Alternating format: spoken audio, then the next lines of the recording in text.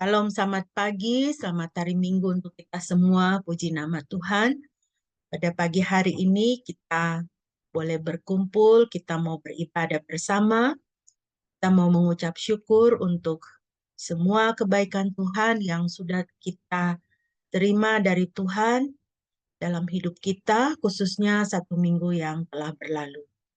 Saya yakin banyak kesaksian yang dapat kita sampaikan, banyak kesaksian di dalam kehidupan kita, betapa Tuhan itu sangat baik bagi kita dan pemeliharaannya itu sempurna.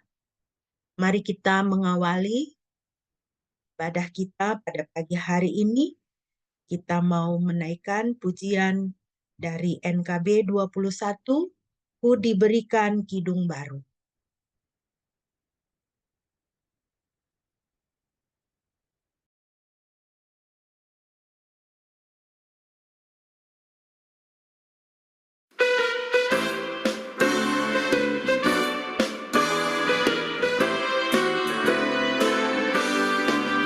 Ku diberikan kidung baru oleh Yesus Tuhanku, irama lagu paling mulia, kidung kasih yang merdu. Hatiku bersukacitalah, bersukacitalah, bersukacitalah. Hatiku bersukacitalah di dalam Yesus Tuhanku. Ku mengasihi Tuhan Yesus yang tersalib bagiku.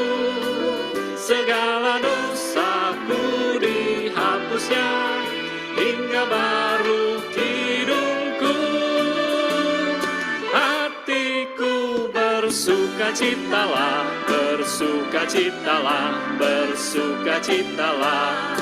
Hatiku bersukacitalah di dalam Yesus Tuhanku.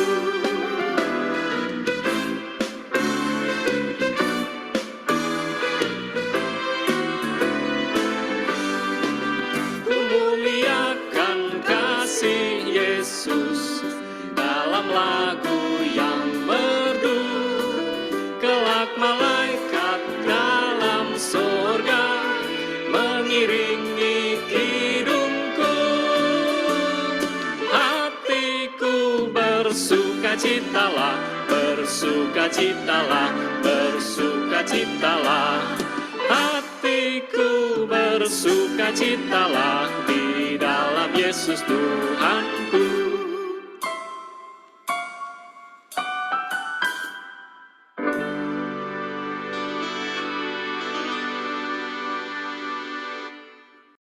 Puji Tuhan, dengan sukacita kita mau beribadah kepada Tuhan pada pagi hari ini. Kita akan mentabiskan ibadah ini. Bapak Pendeta boleh memimpin.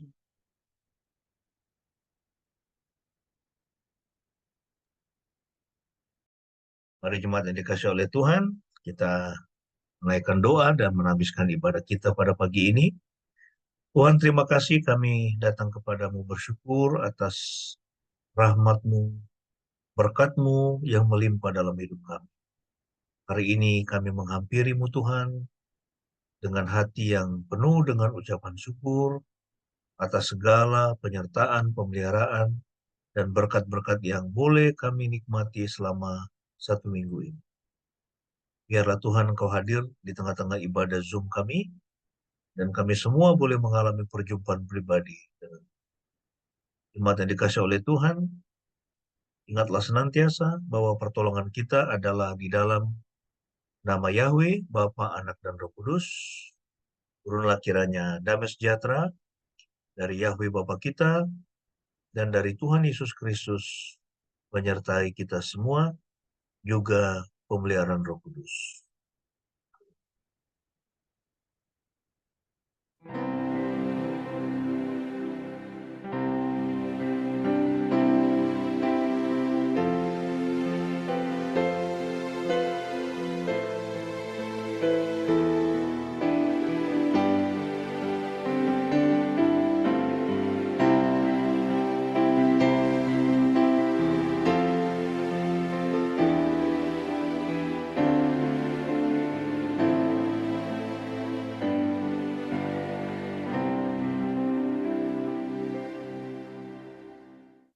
Amin, puji nama Tuhan. Nats pembimbing bagi kita pada pagi hari ini terambil dari Yeremia pasal 17 ayat 7 dan ayatnya yang ke-8. Yeremia pasal 17 ayat 7 dan 8 firman Tuhan, diberkatilah orang yang mengandalkan Yahweh dan menaruh percaya kepada Yahweh, sebab dia akan seperti pohon yang ditanam di dekat air, yang merambatkan akar-akarnya ke tepi aliran air, dan tidak akan takut ketika panas datang, dan daun-daunnya tetap hijau, yang tidak khawatir pada masa kekeringan, dan yang tidak akan berhenti menghasilkan buah. Puji nama Tuhan. Biarlah kita menjadi orang-orang yang senantiasa mengandalkan Tuhan dalam seluruh kehidupan kita. Bukan kebijaksanaan kita, bukan kepintaran kita, bukan kemampuan ekonomi ataupun status sosial kita, bukan pada materi yang ada pada kita, tetapi pengharapan kita hanya kepada Tuhan saja.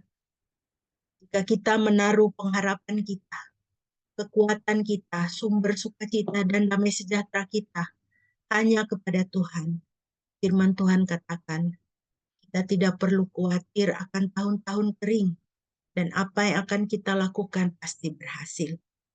Mari kita terus mau memuji Tuhan. Kita bermazmur bersama dari Mazmur 121. Mazmur 121. Minta Shine boleh memimpin pembacaan untuk kita. Mazmur 121.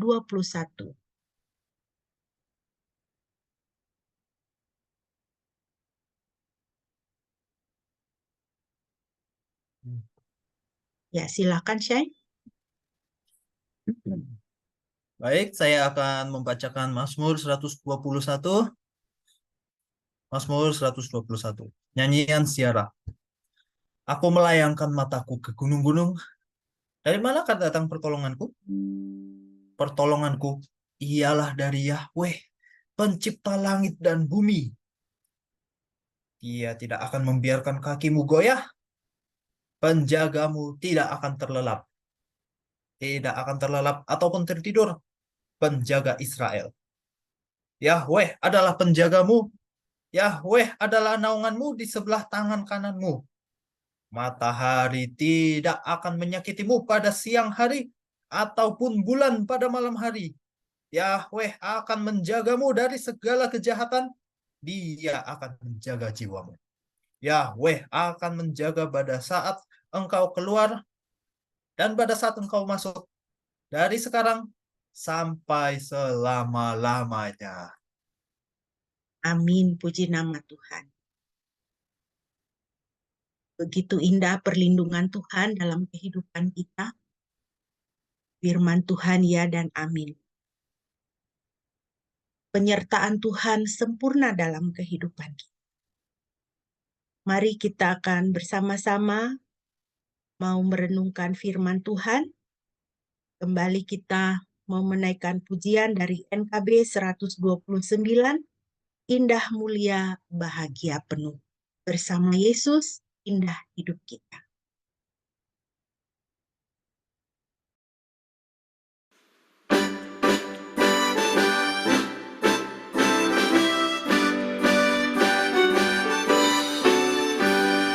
Indah mulia bahagia penuh, bersandar lengan yang kekal, damai dan berkat sungguh milikku, bersandarkan lengan yang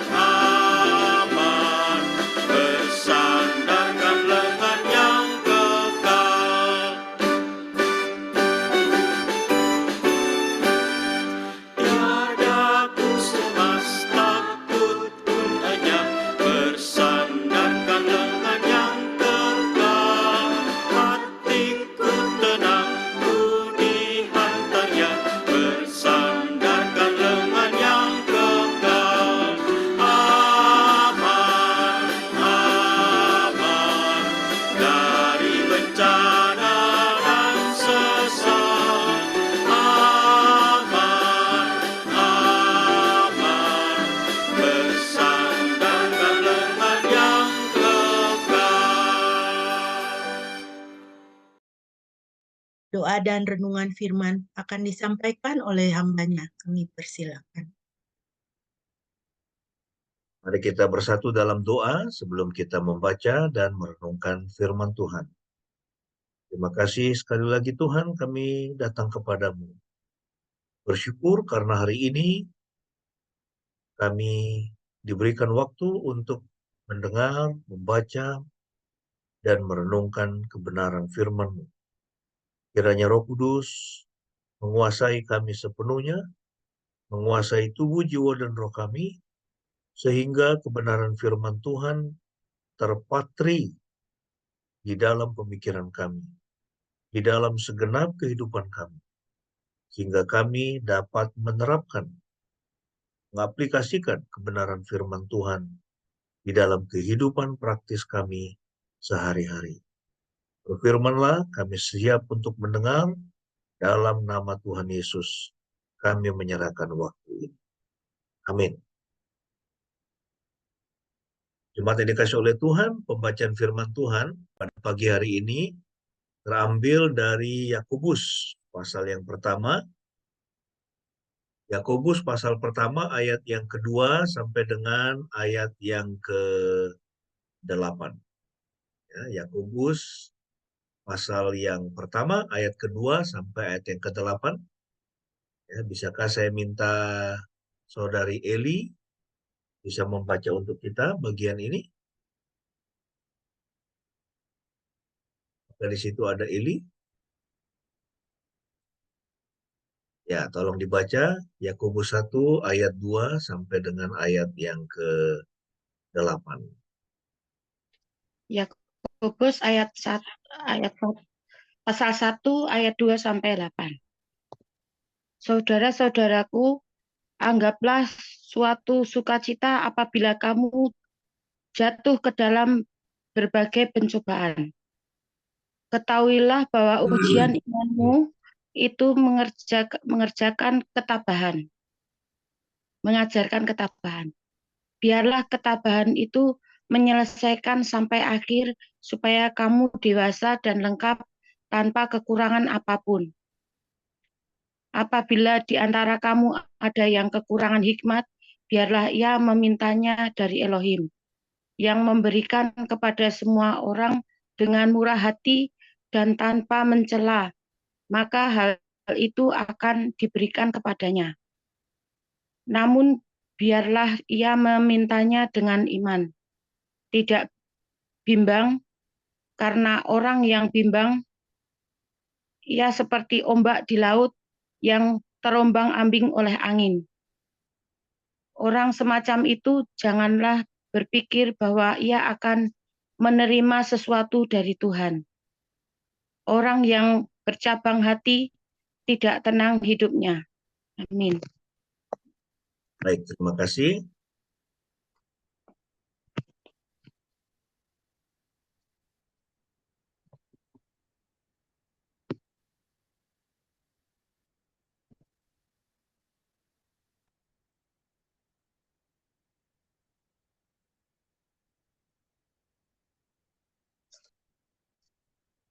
Ya, topik kita pada pagi ini adalah mengubah pencobaan menjadi kemenangan, ya. Mengubah pencobaan menjadi kemenangan.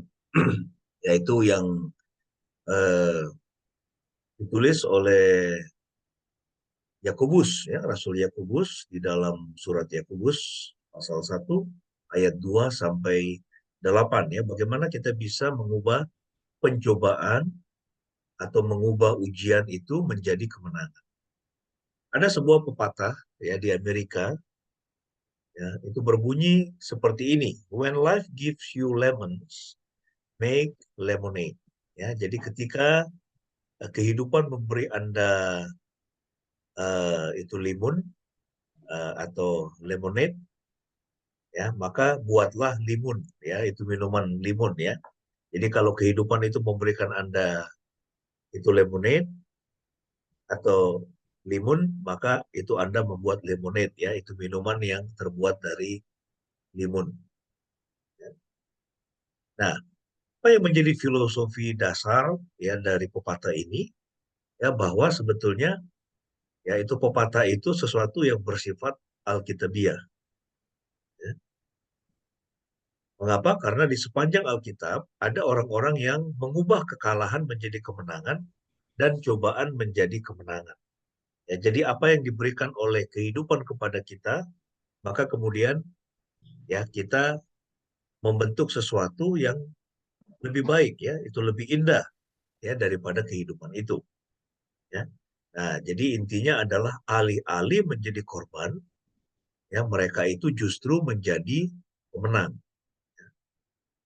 Pencobaan itu seharusnya tidak membuat kita menjadi korban ya, itu menjadi korban ya atau tidak sampai mengorbankan kita ya. Kita lihat dalam dunia ini ada orang yang ketika menghadapi pencobaan ya atau hidup dalam masalah, maka yang terjadi adalah apa? Ya dia ada yang bunuh diri, ada yang dia jadi depresi, ada yang bahkan mengalami kegilaan. Ya, nah tetapi bukan itu maksud Tuhan membiarkan ada ujian atau pencobaan menghampiri kehidupan kita. Ya, dia mau kita itu menjadi pemenang. Ya, dan dia ingin membentuk kita ya melalui pencobaan ya, atau ujian. Nah, surat Yakobus memberitahu kita bahwa kita dapat memiliki pengalaman yang sama hari ini. Apakah kita sedang menghadapi pencobaan dari luar atau pencobaan atau godaan dari dalam? Ya, dari luar itu bisa dari tengah-tengah atau mungkin dari yaitu pekerjaan kita mungkin ya atau dari tetangga kita mungkin ya atau bahkan dari keluarga kita mungkin atau cobaan itu dari dalam ya, itu dari dalam diri kita sendiri. Nah, melalui iman kepada Tuhan dan Yesus Kristus, ya kita bisa mengalami kemenangan ya, karena memang itulah yang menjadi tujuan Tuhan di dalam kehidupan kita ini. Ya, supaya kita mengalami kemenangan. Ya, dalam hidup ini kita bertemu dengan banyak orang yang mengalami kekalahan, ya putus asa. Ya, itu jalan buntu. Ya tidak tahu mau bikin apa.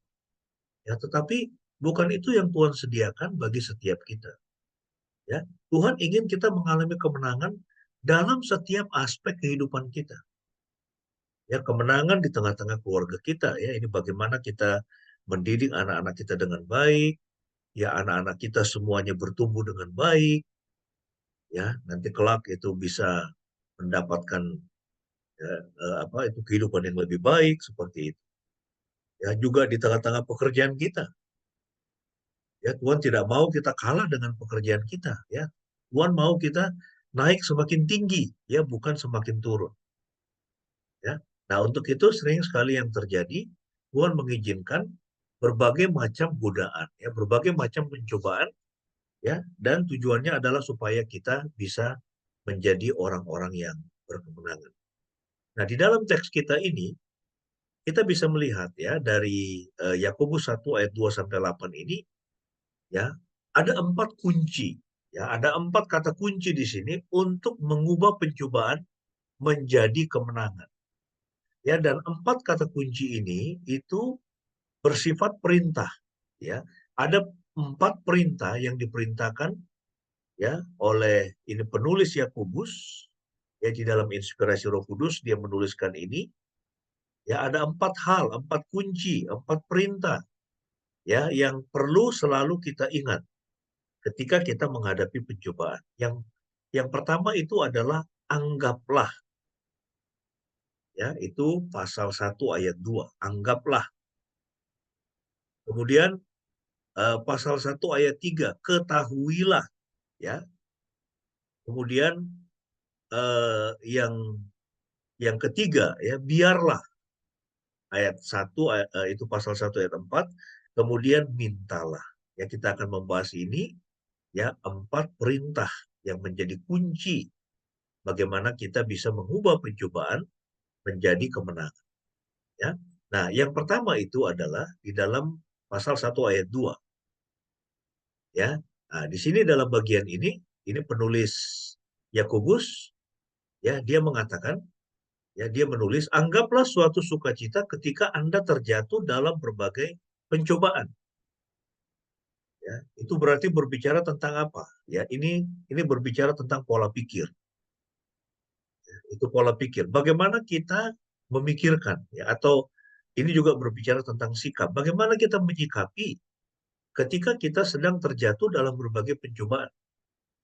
Ketika kita mengalami kesulitan di dalam hidup kita. Ya. Jadi ada orang yang melihat pencobaan itu sebagai kesialan. Ya, pencobaan itu sebagai kutuk misalnya.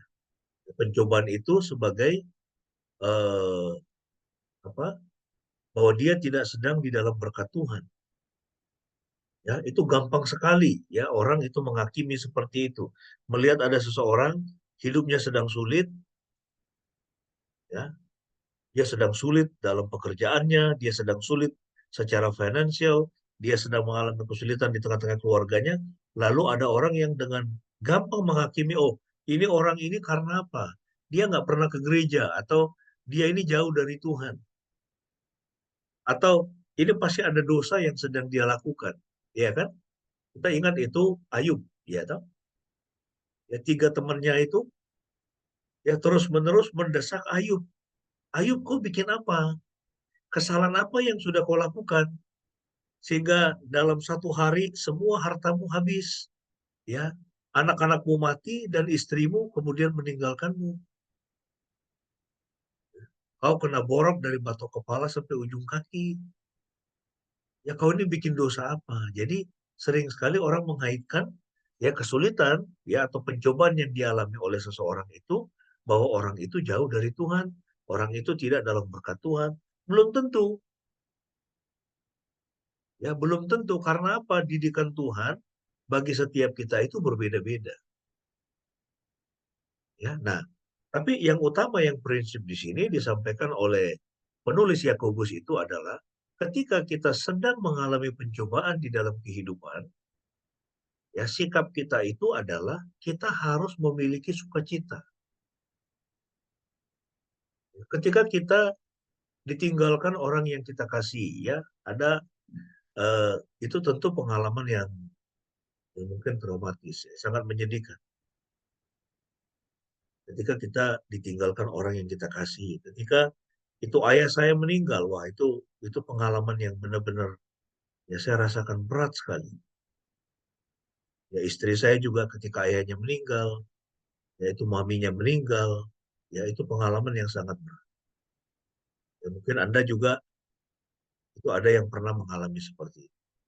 Ya orang yang kita kasih meninggal, Eli ketika itu maminya itu dipanggil Tuhan, pasti rasanya aduh kita hancur hati sekali. Ya walaupun kita menangis, tetapi Tuhan ya di dalam firman-Nya mengingatkan kita supaya kita tetap bersukacita secara rohani. Ya karena kita tahu mereka akan pergi kemana. Ya. Nah, ini perhatikan bahwa Yakobus ya di dalam suratnya ini menganggap kita akan mengalami pencobaan. Dia tidak mengatakan jika kita mengalami pencobaan, tidak. Tetapi ketika, ya kan? Dia tidak mengatakan, dia tidak menulis ya, anggaplah suatu sukacita jika Anda tidak. Tapi ya, dia menulis, anggaplah suatu sukacita ketika Anda terjatuh dalam berbagai pencobaan. Mengapa ketika? Karena itu pasti terjadi. Orang Kristen harus mengantisipasi pencobaan. Karena pencobaan itu pasti akan datang. Ya, di dalam hidup Anda, ya, sekudus sesuci apapun Anda, ya, seberapa dalam pun kita berkomitmen untuk mengikut Tuhan, tetap kita pasti akan mengalami pencobaan di dalam kehidupan kita.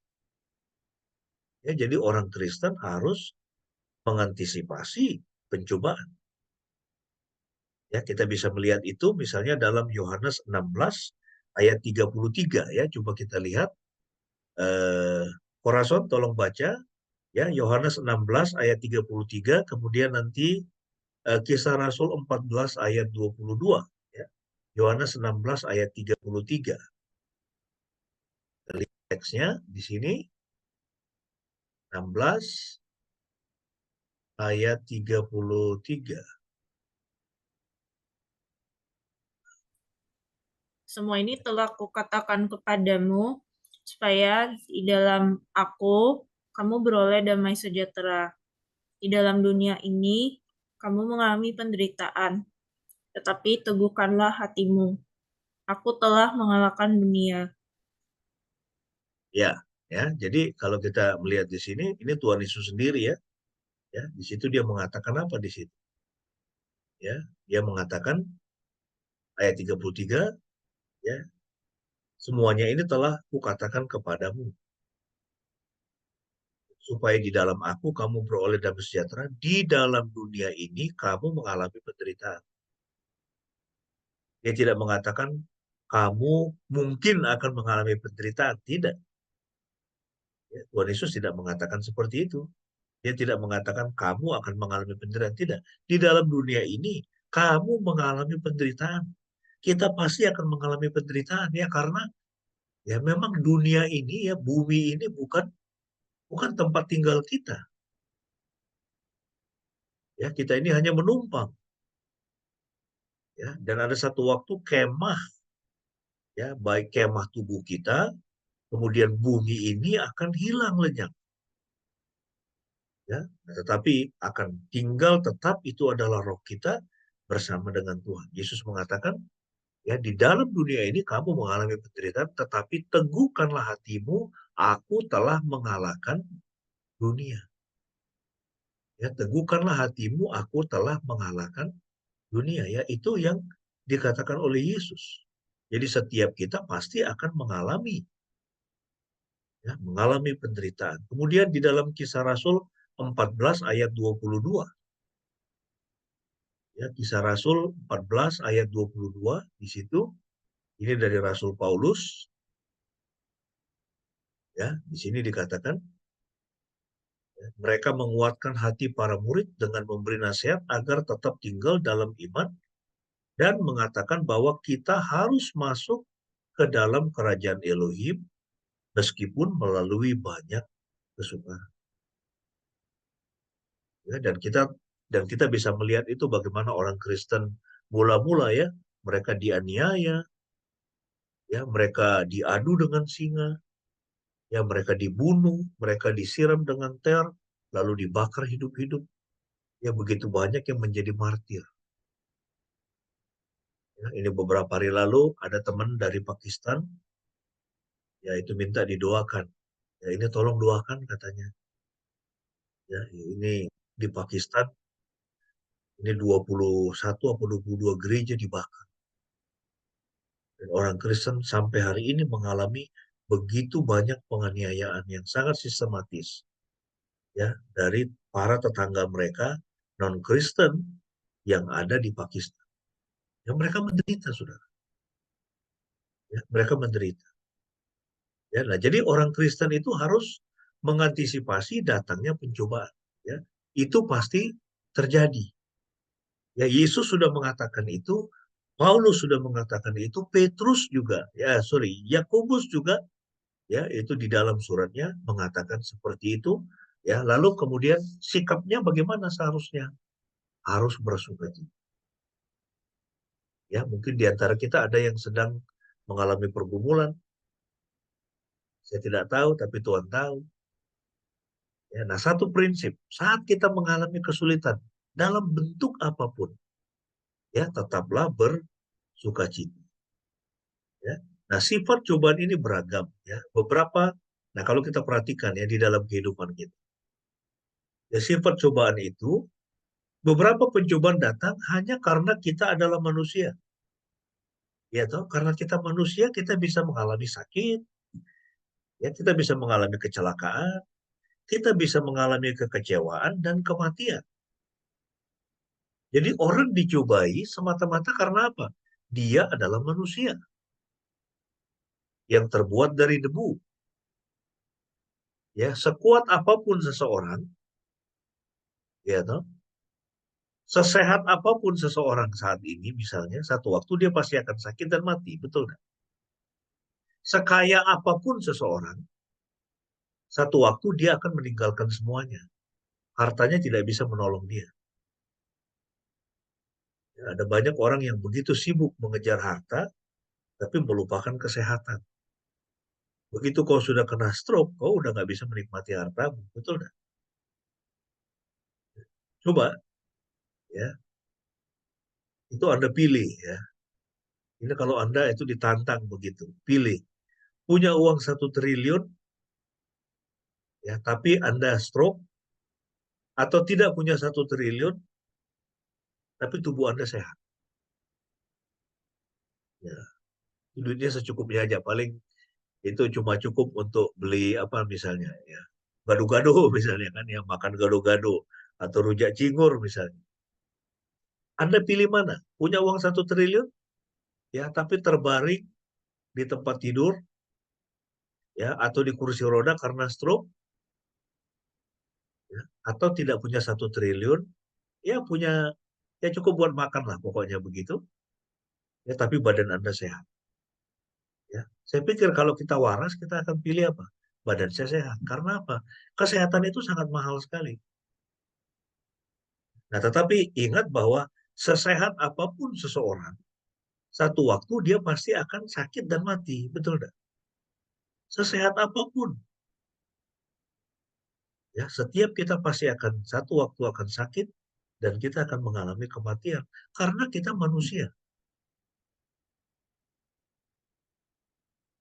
Memang cara matinya beda-beda kan? Dan waktu matinya pun beda-beda. Ada yang mati muda, ya, masih kuliah, sudah meninggal. Ada yang sudah sangat tua, ada yang mungkin setengah bayar, kita nggak pernah tahu. Ya, tetapi kita akan mengalami pencobaan dan pencobaan datang hanya karena kita adalah manusia. Dan yang kedua, pencobaan lain bisa datang karena kita adalah orang Kristen. Ya, kita bisa membaca 1 Petrus 4, 2 Timotius, ya, orang Kristen banyak mengalami aniaya.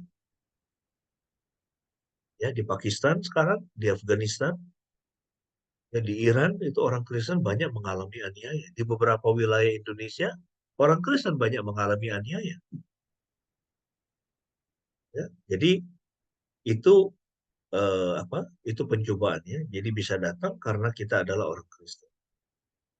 Tetapi karena setan melawan kita dan dunia menentang kita, kita bisa mengantisipasi datangnya pencobaan. Jadi kita perlu mengantisipasi. Ya, pencobaan itu satu waktu pasti akan datang. Jadi hati-hati ya kalau kita mendengar khotbah misalnya pengajaran di gereja yang mengatakan, oh kalau kau ikut Tuhan kamu tidak akan mengalami kesulitan. Kamu pasti kaya, kamu pasti akan sehat. Ya. Jadi doa itu doa yang bersifat memaksa Tuhan. Tidak bisa begitu. Ya, kita adalah manusia.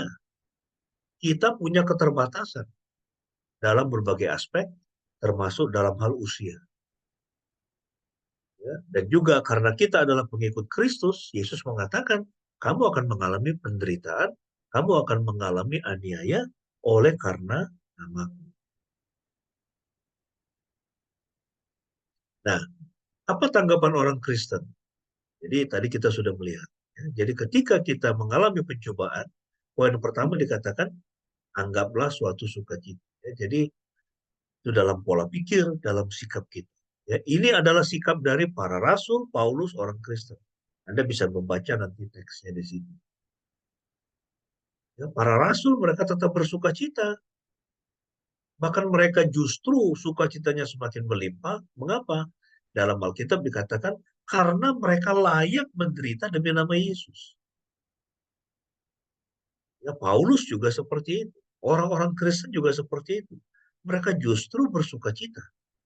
Karena mereka boleh menderita mikul salib demi nama Yesus. Jadi langkah pertama untuk mengubah pencobaan menjadi kemenangan adalah segera bersyukur kepada Tuhan dan terapkanlah sikap yang menyenangkan. Jadi ketika kita mengalami pencobaan, segera bersyukur kepada Tuhan. Ya, jangan kehilangan sukacita. Ya, firman Tuhan mengatakan ya kepada Paulus, ya Paulus itu minta ya duri dalam daging katanya, utusan iblis menggocok aku. Tapi Tuhan bilang kepada Paulus apa? Cukuplah kasih karuniaku bagimu. Karena justru di dalam kelemahanmu lah kuasaku menjadi Di dalam kelemahanmu, Paulus, kuasaku menjadi nyata. Jadi di dalam kelemahan Anda, di dalam kelemahan kita, maka Tuhan akan menyatakan kuasanya. Waktu kita merasa melihat diri kita dan kita mengatakan, Tuhan, saya nggak sanggup. Pada waktu itulah Tuhan akan hadir dan mengangkat kita, beri kita. Ya, nah, jadi itu poin yang pertama. Ketika kita menghadapi pencobaan, maka itu di pola pikir ya, dalam sikap batin kita. Bersukacita. Anggaplah sebagai sukacita. Anggaplah sebagai kebahagiaan. Kemudian yang kedua, kata kunci yang kedua yaitu ketahuilah. Ya, itu Yakobus 1 ayat 3 tadi. Ketahuilah dikatakan bahwa ujian atas iman akan menghasilkan kesabaran. Ujian atas imanmu menghasilkan kesabaran. Ya, dalam dunia ini, saudara, apalagi dunia yang serba instan, ya, itu sulit ya menemukan orang-orang yang sabar, orang-orang yang tekun. Makanya kita melihat banyak orang yang nggak bertahan, kerjanya pindah-pindah terus. Jadi ketika dia bekerja di satu tempat, ada konflik di situ, dia pergi ke tempat lain, dia pergi ke tempat lain. Ya, tidak ada komitmen, tidak ada kesabaran, tidak ada ketekunan. Nah, padahal sering sekali, saudara, yang terjadi Tuhan itu membawa kita ke tempat-tempat yang sulit, ya, dan kalau kita bisa bertahan di situ, Tuhan akan bawa kita naik ke tingkatan yang lebih tinggi. Tapi sering sekali yang terjadi orang karena nggak sabar, dia pergi, akhirnya apa? Ya prosesnya diulang lagi di tempat yang baru. Diulang lagi, diulang lagi, diulang lagi, diulang lagi. Jadi karena apa? Tidak sabar ya dengan ujian. Ya. Nah, ujian atas imanmu dikatakan akan menghasilkan kesabaran. Ya. Pengetahuan yang benar tentang nilai pencobaan membuatnya mungkin untuk memiliki sikap yang menyenangkan. Kita harus memahami bahwa pencobaan menguji iman kita. Iman yang teruji dapat memunculkan yang terbaik dalam diri kita. You know? Orang kalau semakin banyak menghadapi ujian dalam kehidupannya dan dia lulus, ya, maka dia akan terus naik ke dalam tingkatan yang lebih tinggi. Ya, tingkatan pengetahuan yang lebih tinggi, tingkatan kesabaran yang lebih tinggi, tingkatan skill yang lebih tinggi, tingkatan ketekunan yang lebih tinggi, tingkatan hikmat yang lebih tinggi. Ya kan?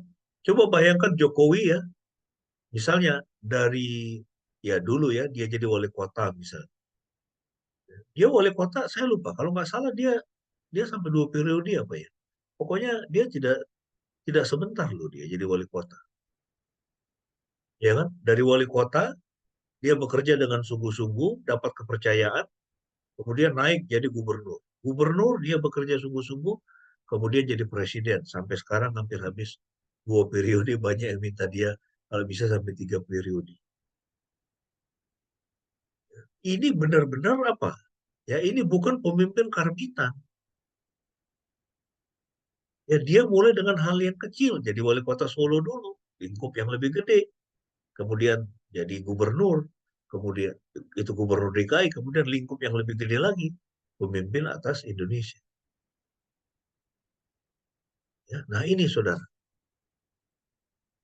iman yang teruji dapat memunculkan yang terbaik dalam diri kita. Jadi kalau kita menghadapi ujian itu, ya maka ada hal-hal yang terbaik, ya, skill-skill yang terbaik, itu karakter-karakter yang terbaik.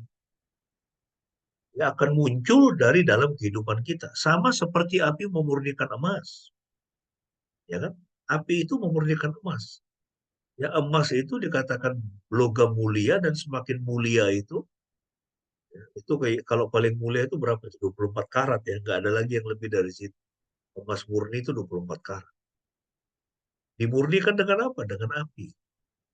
Api itu kemudian memisahkan emas yang murni ya dengan unsur-unsur yang lain yang bukan emas.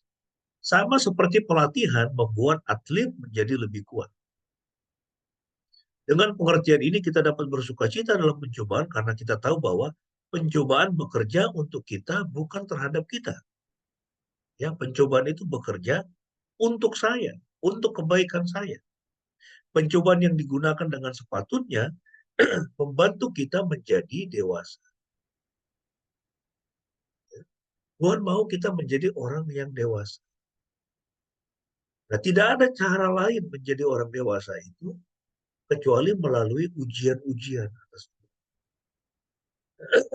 Ujian terhadap iman menghasilkan kesabaran. Jadi, ya ini hal yang harus kita ketahui. Ya, kita harus mengetahui bahwa ujian atas iman kita akan menghasilkan kesabaran. Khususnya iman yang teruji menghasilkan kesabaran.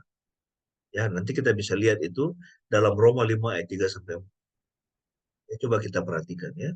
Roma 5 ayat 3 dan 4 saya akan bacakan untuk kita. Nah, ini saya lihat saja di sini, tidak usah saya tampilkan. Roma 5 ayat 3 dan 4. Ya, bunyinya begini.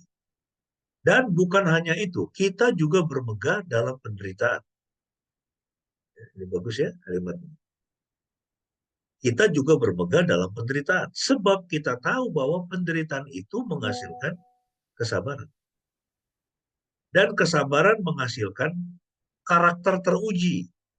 Dan karakter teruji menghasilkan pengharapan. Dan pengharapan tidak akan membuat kita malu karena kasih Elohim telah dicurahkan ke dalam hati kita melalui Roh Kudus yang dikaruniakan kepada kita. Ya, penderitaan itu menghasilkan kesabaran. Ya, penderitaan itu menghasilkan kesabaran. Ya, iman yang teruji menghasilkan kesabaran. Ya, dalam Alkitab, kesabaran itu bukan penerimaan pasif terhadap keadaan. Ya, jadi orang sabar itu bukan orang yang apa ya, nerimo ya. Ya, menerima secara pasif, ya udahlah, saya memang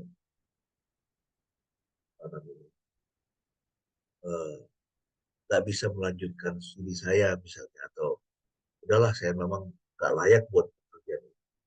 Udahlah saya memang seperti ini. Ya, jadi kesabaran itu bukan kesabaran. Ya, kesabaran itu bukan penerimaan pasif atau bersikap pasif menerima keadaan.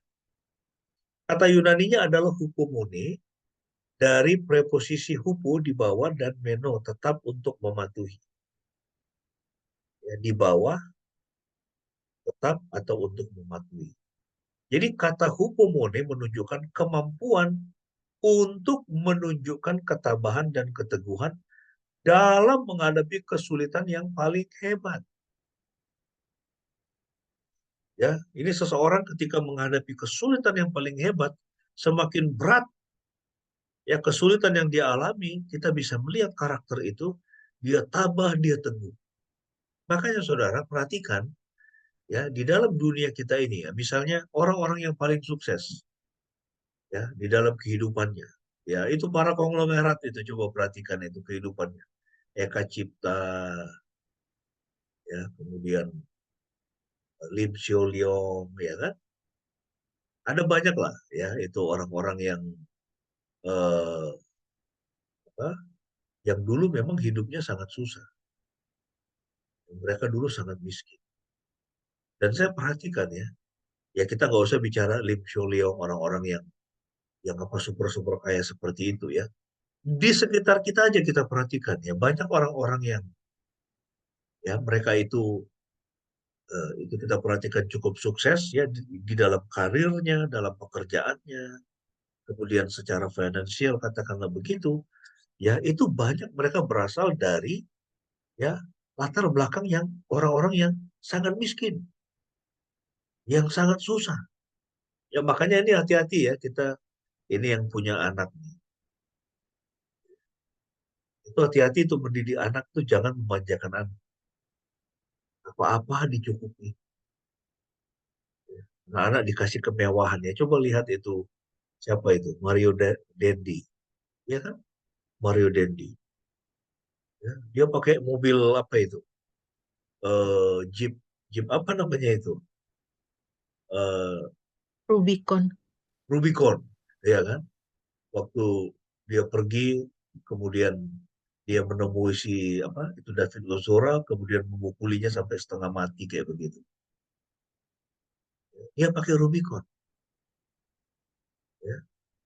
Dia masih kuliah atau dia sudah DO atau bagaimana saya kurang ngerti.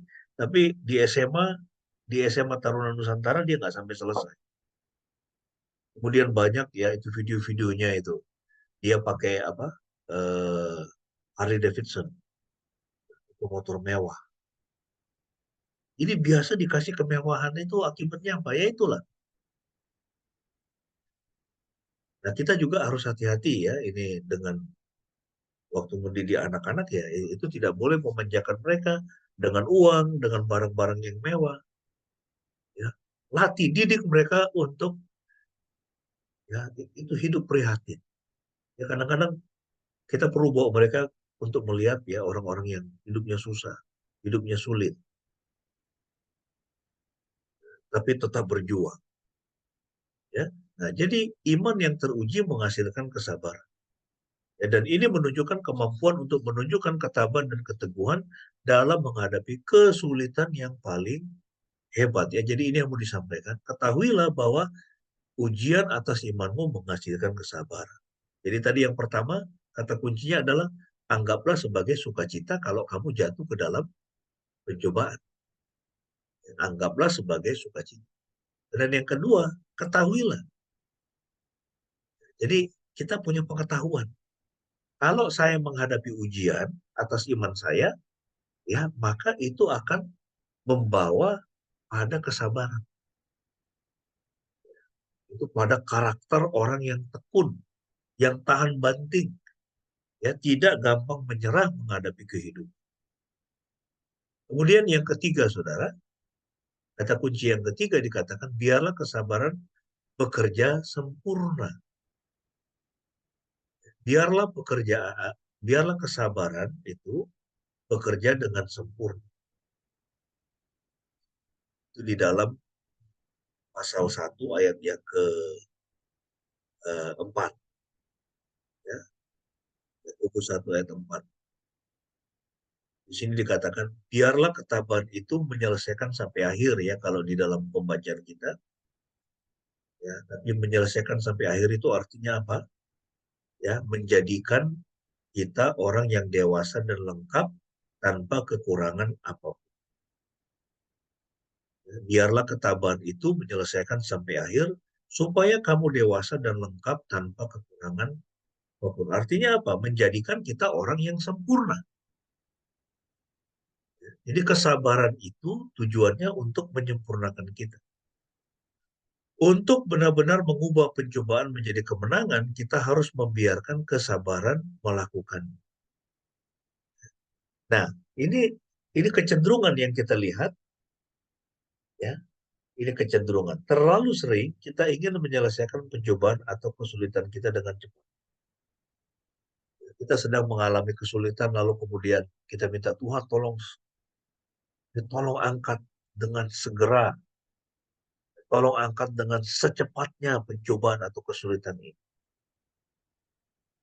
Tapi sering sekali ya, itu tidak seperti itu. Ya, firman Tuhan mengatakan, Tuhan berkata, jalanmu bukanlah jalanku. Rancanganmu bukanlah rancangan.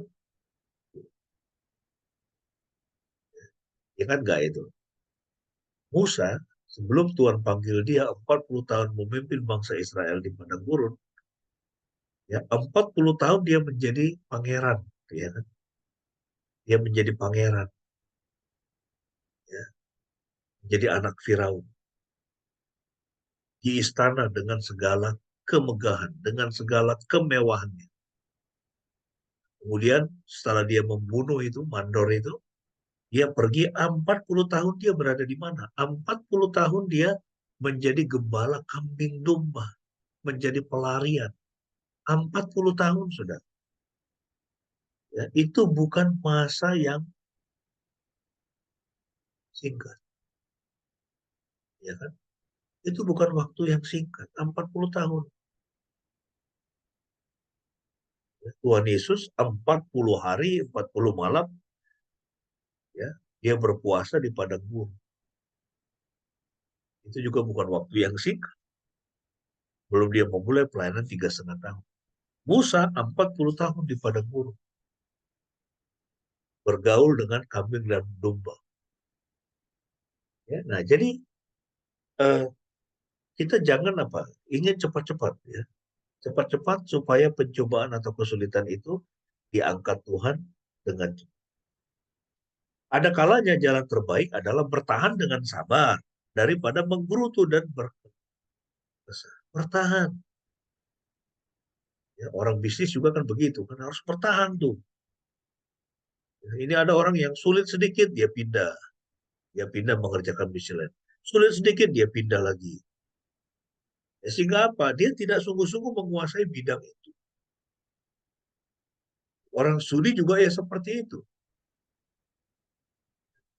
Pindah-pindah kampus, pindah-pindah jurusan. Ya, tidak mau bertahan, ya, tidak mau bertahan dengan sabar dan terus menggerutu dan berkeluh kesah. Ya, Tuhan tidak mau seperti itu. Ya, sehingga kata kunci yang ketiga dikatakan, biarlah kesabaran bekerja sempurna.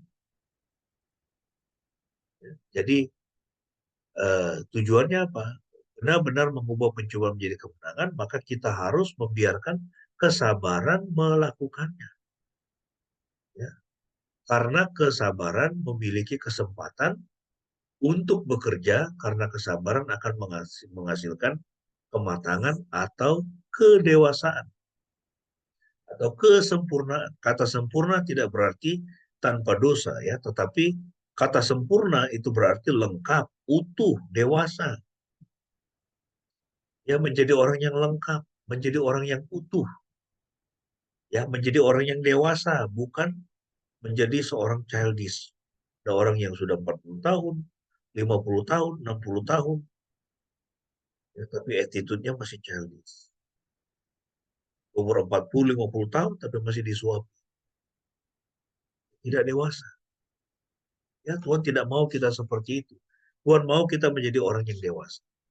Dalam perjanjian baru digunakan untuk mereka yang telah mencapai kedewasaan rohani di dalam Kristus, ya, telah mencapai kedewasaan penuh dan pengertian dalam hal spiritual, ya, dalam hal rohani. Bukan lagi bayi dan orang yang belum dewasa di dalam Kristus. Ya, kalau masih bayi atau toddler, ya, atau balita, batita, ya, itu masih sangat bergantung pada orang tuanya, pada orang dewasa. Begitu kita menginjak masa remaja, itu mulai, ya, itu ketergantungannya mulai berkurang, justru kita mulai banyak bantu-bantu orang tua kita. Setelah kita jadi dewasa, itu jadi pemuda, ya, kita banyak membantu orang tua kita. Ya, Cora dan Sen itu banyak kerjaannya di rumah. Ngepel, nyapu, ya, bersih-bersih begitu. Ya, kadang-kadang mereka bantu nyuci juga. Ya. Jadi itu terus seperti itu. Sampai kemudian orang dia dewasa, ya, dia mandiri, ya kan? Nah, Tuhan mau kita seperti itu. Ya, tidak lagi bergantung kepada orang lain. Kita bisa hidup sendiri, bahkan kemudian yang terjadi, ya, saking dewasanya kita, ada banyak orang yang bergantung kepada kita. Nah, ini saudara. Ya, semakin kita naik pada tingkatan atau level yang lebih tinggi, ya, bukan hanya anak-anak kita bergantung kepada kita. Lalu kemudian mereka itu menjadi mandiri, tetapi juga apa? Banyak orang bergantung kepada kita. Ya, banyak orang menantikan pertolongan kita, banyak orang yang menantikan nasihat kita. Ya, banyak orang yang, ya, itu menunggu direction, arahan dari kita. Karena apa? Mereka tahu bahwa yang kita sarankan itu sesuatu yang bernilai, yang penuh dengan hikmat dan bisa membuat hidup mereka menjadi lebih baik. Ya kan? Itu coba pikirkan itu. Apakah hidup saya ini, ya, nasihat-nasihat saya, keberadaan saya ini bisa membuat hidup orang lain menjadi lebih baik.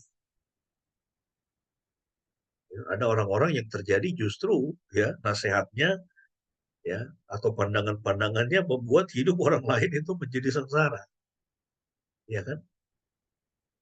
Ada orang tua yang justru membuat hidup anak-anaknya sengsara. Ada nggak? Ada. Saya ketemu yang seperti itu.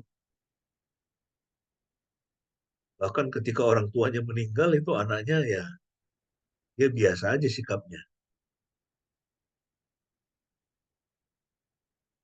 Kenapa? Karena dia tidak melihat orang tuanya, ayahnya misalnya. Yaitu sebagai tempat dia untuk mendapatkan nasihat, mendapatkan hikmat, mendapatkan direction yang benar. Dia bilang, ini bapak saya ini bikin mama saya menangis dulu kok. Ada yang seperti itu sudah. Ya, mari kita semakin kita dewasa, ya kita perlu apa? Meninggalkan legacy, warisan yang bernilai. Saya sekarang sudah mulai ke situ. Ya, menghasilkan legacy, menghasilkan warisan dalam pelayanan, atau dalam hal penginjilan. Kita melatih banyak orang. Kemudian dalam hal perkambingan, dalam hal bagaimana buat pupuk fermentasi ya di wilayah Gunung Kidul tuh banyak sekali. Ya itu kerjaan saya di sana. Dan para petani peternak yang kita bina di sana. Dan saya menikmati sekali. Ya, saya ingin meninggalkan legacy. Ya, nah, jadi kita juga perlu ya untuk memikirkan itu ya dan bisa. Kedewasaan seperti itu datang hanya ketika kesabaran telah berhasil. Pertimbangkan misalnya seorang pelari maraton dalam latihannya. Menjadi pelari yang matang membutuhkan kesabaran untuk melakukannya. Artinya dengan sabar berlari bermil-mil dalam latihan. Jika kita ingin menjalankan perlombaan dengan baik secara spiritual, kita perlu mengembangkan kesabaran. Ya kan? Ini seorang pelari maraton berapa kilo? 42 kilo kalau nggak salah ya. Mereka lari jauh loh itu. Ya, itu kira-kira dari tempat saya di sini tuh hampir mencapai Solo. Bisa bayangkan itu perlu ketahanan, ya daya tahan yang kuat. Ya, dan itu tidak mungkin kalau dia tidak tekun, ya dia tidak sabar. Ya, nah, dan kalau orang tidak sabar, orang tidak tekun, maka dia tidak akan bisa mencapai kesempurnaan. Orang yang tidak sabar, orang yang tidak tekun, tidak akan pernah menjadi orang yang dewasa. Ya, jadi kalau kita mau menjadi orang yang dewasa, kita harus sabar dan ya. Nah, jadi itu tadi poin yang ketiga ya. Jadi poin yang ketiga itu adalah membiarkan.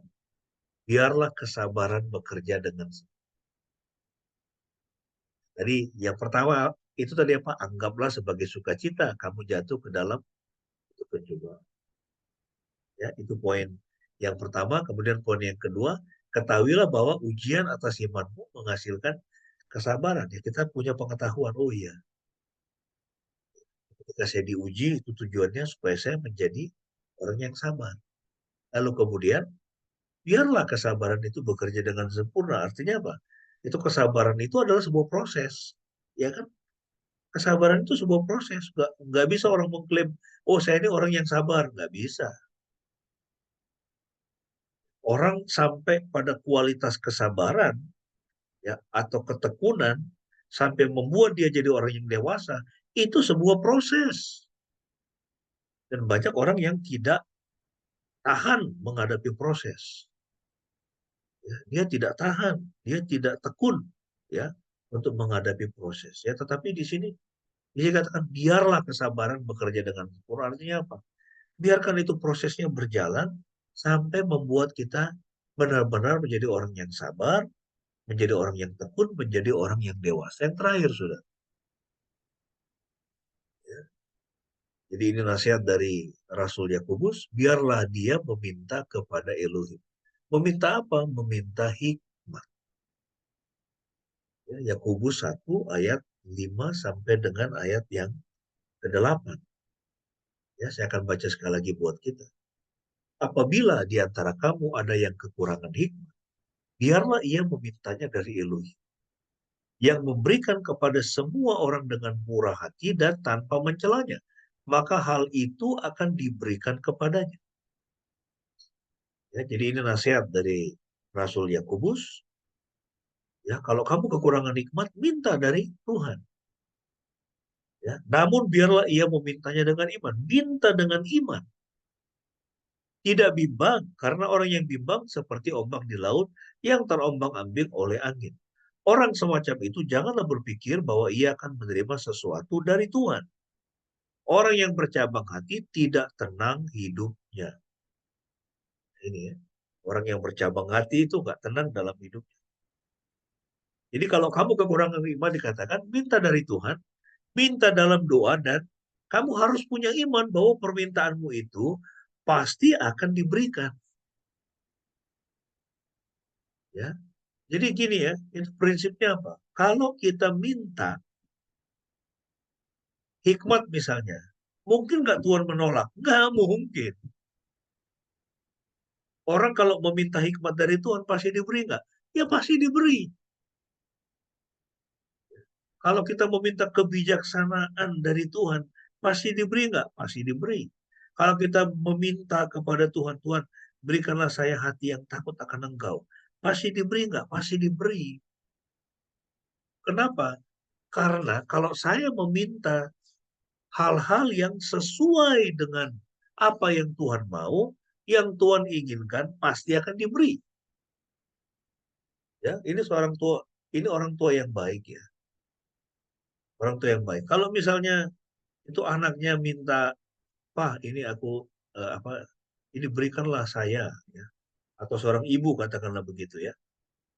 Itu anaknya minta, Mah, aku mau makan salad, ya kan? Aku mau banyak makan sayur dan buah. Itu kira-kira senang nggak itu orang tua? Oh, pasti senang dong. Ya, kalau nggak senang, wah itu aneh itu. Itu kalau ada mama seperti itu, anaknya minta makanan sehat, kemudian yang dikasih itu apa? Junk food, junk food, junk food terus. Jadi kalau seorang anak meminta itu permintaan yang baik kepada itu orang tuanya, selama orang tuanya mampu, orang tua pasti akan memberi. Itu kalau kita mampu misalnya menguliakan anak kita ke sekolah atau perguruan tinggi terbaik, kita mampu lalu kemudian anak kita minta misalnya. Misalnya kita punya anak, ya kita punya kemampuan, Ma, saya ingin kuliah di Cambridge University yang ada di Amerika misalnya. Dan orang tua punya kemampuan. Orang tua itu seharusnya ngasih nggak? Ya seharusnya ngasih. Karena itu adalah permintaan. Ya, nah, jadi kita pun harus meminta kepada Tuhan. Meminta apa di sini? Dan ini adalah permintaan yang penting. Ya, meminta hikmat. Ya, ini harus jadi doa kita ya. Setiap saat, Tuhan berikanlah saya hikmat. Ya, seperti Salomo. Jika kita kurang hikmat, minta kepada Tuhan. Dia telah berjanji akan memberikannya dengan murah. Dia tidak akan mencela kita karena membuat permintaan seperti itu. Sama seperti permintaan Salomo akan hikmat sangat menyenangkan Tuhan. Ya Salomo minta apa? Hikmat. Ya sebagai seorang raja dia butuh hikmat. Dan Tuhan senang dengan permintaannya. Ya Tuhan bilang kepada Salomo, karena engkau meminta hikmat bukan kekayaan, maka tidak ada orang yang seperti engkau di dalam pertimbangan. Kita mengatakan di Amsal itu takut akan Tuhan adalah permulaan hikmat dan pengetahuan. Hikmat. Kita perlu minta itu dari. Sehingga apa? Kita mengerti ketika kita menghadapi kesulitan, apa yang harus kita lakukan, ya, dan kita diberikan itu. Apa sebenarnya hikmat ini? Kita harus berhati-hati membedakan hikmat dari pengetahuan itu beda. Ya, hikmat dari pengetahuan itu beda. Pengetahuan itu melibatkan informasi, fakta, dan sebagainya. Ya, itu Rocky Gerung gitu kan. Dia punya informasi nggak? Oh banyak. Fakta banyak dia. Dia punya pengetahuan yang banyak. Tapi apakah ketika dia mengatakan Jokowi itu bajingan tolol, kita bisa sebut orang berhikmat. Kita kalau dengar dia itu bawaannya panas saja itu. Menimbulkan perpecahan, permusuhan. Dia bukan orang berhikmat. Jokowi itu saya lihat itu pemimpin yang berhikmat. Jadi kalimat-kalimatnya itu dia jaga betul. Itu beda dan itu kualitas seperti itu, saudara, tidak didapat dalam semalam, dalam 1-2 bulan, 1-2 tahun. Nah, itu proses kehidupan. Kita tahu Jokowi itu dia latar belakang tuh orang susah, ya kan? Hidup kalau nggak salah dia rumahnya di bantaran kali, ya kalau nggak salah. Hidupnya susah, hidupnya prihatin, dan dia bisa mencapai sampai sekarang ya itu karena kerja keras itu. Jadi pengetahuan melibatkan informasi, fakta-fakta. Anda bisa jadi orang yang punya pengetahuan, punya informasi dan fakta-fakta yang sangat banyak. Tetapi belum tentu Anda orang yang berhikmat. Belum tentu Anda orang yang bijaksana. Ya, kebijaksanaan itu apa? Kebijaksanaan adalah kita memiliki kemampuan atau kita memiliki wawasan, ya, perspektif untuk menggunakan fakta-fakta itu dengan benar, dengan cara yang paling tepat dan cepat. Ya. Apakah dunia membutuhkan orang yang memiliki pengetahuan? Ya, tapi kalau hanya memiliki pengetahuan, tidak memiliki kebijaksanaan atau hikmat, maka bahaya itu. Pengetahuan itu bisa menjadi sesuatu yang berbahaya. Orang bisa memakai penemuan orang yang punya pengetahuan, orang yang bisa itu memakai pengetahuan itu untuk apa? Membinasakan hidup orang lain. Ya, itu siapa yang membuat bom atom pertama? Itu namanya Oppenheimer. Itu orang Yahudi di Amerika, orang Yahudi, Oppenheimer. Tapi teorinya itu, ya, itu pertama dari siapa itu? Dari Albert Einstein. E sama dengan MC kuadrat MC kuadrat, ya. Energi sama dengan massa kali bilangan konstanta gitulah. Tapi kemudian ya itu pengetahuan yang sangat dahsyat dari Albert Einstein diterjemahkan oleh Oppenheimer menjadi sebuah bom atom. Lalu kemudian bulan yang sama bom itu dibawa ke Jepang, dijatuhkan di Hiroshima dan Nagasaki. Membunuh begitu banyak orang sekejap. Kemudian Jepang menyerah. Dan itu mengganggu hati nurani Oppenheimer. Itu mengganggu dia. Membuat saya membuat. Apa yang saya buat membuat begitu banyak orang. Ngeri, ya. Dan berapa waktu belakangan ini kita mendengar ancaman-ancaman itu kan. Itu Vladimir Putin, dia akan menuklir katanya. Kalau sampai negaranya diserang. Dan nuklir atau bom atom yang ada sekarang, baik di Rusia, Amerika, itu jauh. Puluhan bahkan ratusan kali lebih besar dan lebih kuat dari yang dulu dijatuhkan di Hiroshima dan Nagasaki. Anda bisa bayangkan kayak apa? Nah, ngerinya kalau pemimpin itu dia tidak punya hikmah. Dia tidak memiliki kebijaksanaan, dia di drive oleh egonya dia untuk menjadi pemenang, untuk berkuasa, untuk menjadikan bangsanya itu menjadi bangsa yang dikdaya, tapi kemudian menindas bangsa-bangsa lain. Itu bahaya. Ya, kita membutuhkan hikmat atau kebijaksanaan. Dan kalau kita meminta itu kepada Tuhan, mungkin nggak Tuhan tidak memberikannya? Nggak mungkin. Dia pasti akan. Sebagai kesimpulan, apa yang bisa kita pelajari dari teks ini?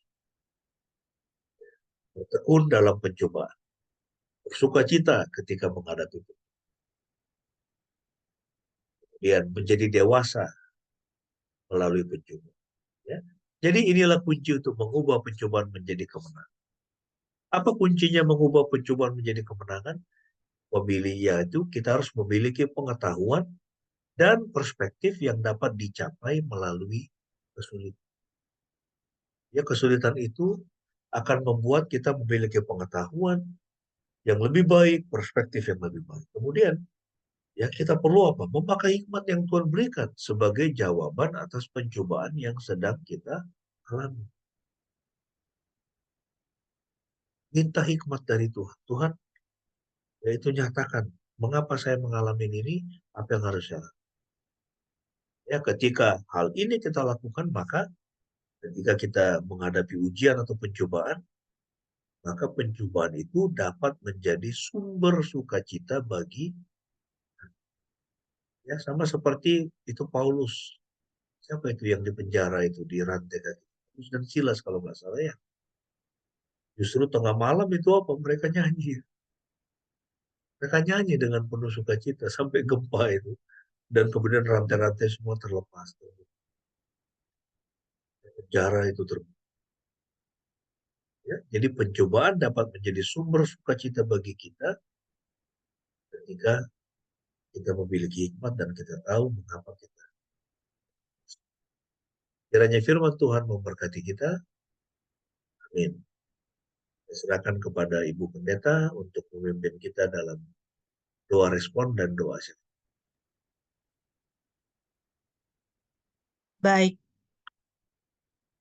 mari Bapak Ibu yang dikasihi Tuhan, kita mau meresponi firman Tuhan dan menaikkan doa-doa kita.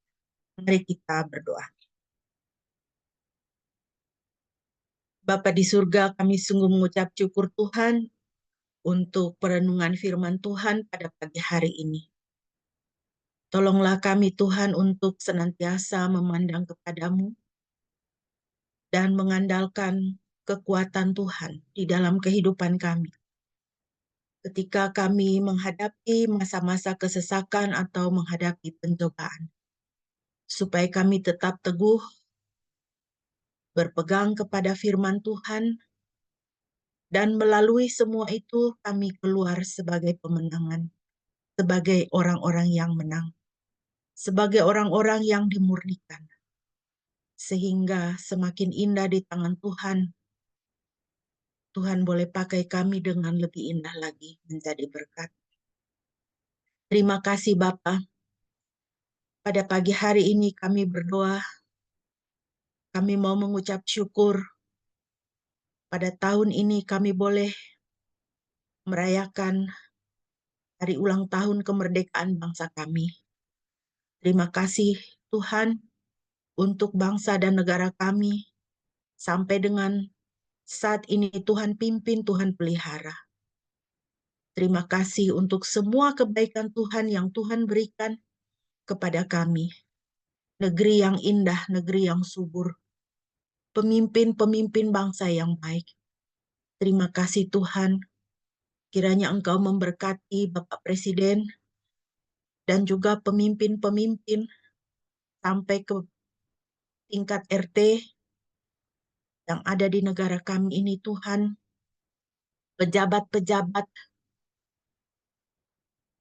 mereka yang bertanggung jawab untuk memimpin kami, menjaga keamanan di negara kami Tuhan, kiranya Engkau memberkati. Senantiasa berikan para pemimpin kami hati yang lurus dan bersih, sehingga sungguh Tuhan negara kami boleh semakin dipulihkan dan semakin memuliakan Tuhan. Kami berdoa untuk hari-hari ini, tahun ini menjelang pemilihan presiden tahun depan dan juga kepala-kepala daerah. Kiranya Tuhan pimpin, berikan kepada kami pemimpin menurut anugerah Tuhan, menurut kemurahan Tuhan. Ampunilah dosa dan kesalahan bangsa kami di hadapan-Mu Bapa. Biarlah kami senantiasa boleh menjadi bangsa yang berkenan di hadapan Tuhan. Kami berdoa juga untuk gereja-gerejamu di Indonesia, khususnya untuk Sinode Gekindo di Indonesia. Tuhan, kiranya Engkau memberkati, supaya dapat menjadi sulu dan terang pendoa syafaat bagi bangsa ini, Tuhan. Biarlah melalui gerejamu yang ada di Indonesia, nama Tuhan boleh dipermuliakan. Banyak jiwa boleh diselamatkan. Terima kasih Bapa, berkatilah jemaatmu yang hadir ibadah pada pagi hari ini, Tuhan. Di dalam situasi dan kondisi kehidupan kami masing-masing. Di tengah keluarga kami masing-masing. Kiranya Tuhan menjamah. Tuhan melawat kami, Tuhan. Orang tua kami, saudara-saudara kami, anak-anak. Tuhan berkati. Jika masih ada sanak keluarga kami yang hidup jauh dari Tuhan, yang belum mengenal Kristus, Tuhan, pada pagi hari ini kami teringat akan mereka. Tuhan, jamah mereka, Tuhan, dimanapun mereka berada. Kembalikanlah mereka kepada jalan keselamatan-Mu, ya Bapa. Terima kasih Bapa, kami menyerahkan setiap pekerjaan kami, setiap usaha kami, kiranya Tuhan berkati mendatangkan kelimpahan dan sukacita di dalam kehidupan kami. Terima kasih Bapa di sorga, kami mau mengalaskan doa kami hanya di dalam nama Tuhan Yesus, yang sudah mengajarkan kami berdoa demikian. Bapa kami yang di sorga, dikuduskanlah namamu, datanglah kerajaan-Mu. Jadilah kehendak-Mu di bumi seperti di surga. Berikanlah kami pada hari ini makanan kami yang secukupnya, dan ampunilah kami akan kesalahan kami, seperti kami juga mengampuni orang yang bersalah kepada kami. Dan janganlah membawa kami ke dalam pencobaan, tapi lepaskanlah kami daripada yang jahat. Karena Engkaulah yang mempunyai kerajaan dan kuasa dan kemuliaan sampai selama-lamanya. Amin. Mari Bapak Ibu kita mengucapkan pengakuan iman. Aku percaya kepada Yahweh Elohim yang Maha Kuasa, Khalik langit dan bumi, dan kepada Yesus Kristus Putra Bapa yang tunggal Tuhan kita, yang dikandung dari Roh Kudus, lahir dari anak darah Maria, yang menderita sengsara di bawah pemerintahan Pontius Pilatus, disalibkan, mati dan dikuburkan, turun ke dalam kerajaan maut. Pada hari yang ketiga bangkit pula dari antara orang mati, naik ke surga, duduk di sebelah kanan Bapa yang Maha Kuasa, dan akan datang dari sana untuk menghakimi orang yang hidup dan yang mati. Aku percaya kepada Roh Kudus, gereja yang kudus dan am, persekutuan orang kudus, pengampunan dosa, kebangkitan orang mati, dan hidup yang kekal. Amin. Bapak Ibu yang dikasihi Tuhan, kita akan mengakhiri ibadah kita. Sebelum kita akan nanti menerima berkat yang akan disampaikan oleh Bapak Pendeta, mari kita menaikkan pujian dari Kidung Jemaat 410. Tenanglah kini hatiku.